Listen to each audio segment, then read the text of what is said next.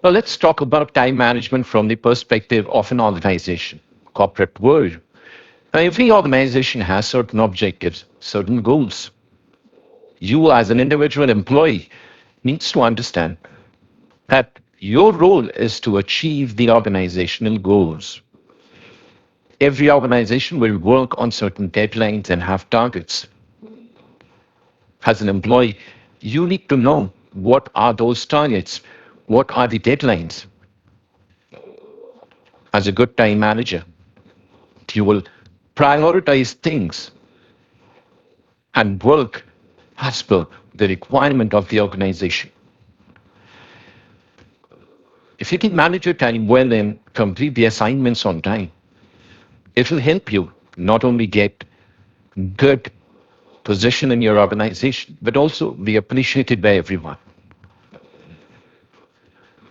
Good time management skills will help you to identify what are the things which makes you waste your time, how you can be more disciplined in life.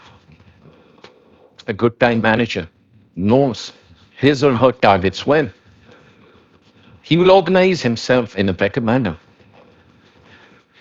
He will discuss with his friends and his colleagues how to go about it. He'll be a team player. Before starting the work early in the morning, he'll have a good 5 to 10 minutes of discussion. What to do, how to do, what are the targets for the day, and how we as a team are going to work together to achieve those targets. Ultimately, that achievement of target will be the achievement for the organization. That shows your loyalty in how you're planning things in advance to make sure that your objectives and the goals of the organizations are met. You keep a notepad and a pen handy. You avoid eating in odd hours. You take proper breaks. You're punctual and do not keep things pending at your work. So time management will help individuals get the correct importance, that is, prioritize the work in a right manner. The right allocation of time and know what is wasting the time is equally important because time once lost will not come back.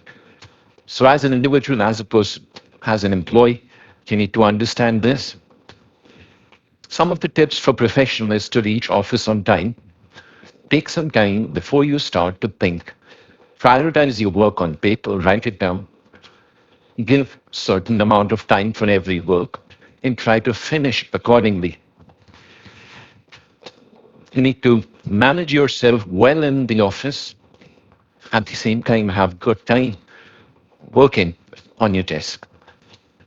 Do not clutter your desktop as well as table on which you work. You should definitely have a planner, if not physical, then in your mobile phone. There has to be set priorities for yourself, what you need to do in a day. You need to be clear about the goals and objectives of not only yourself, but also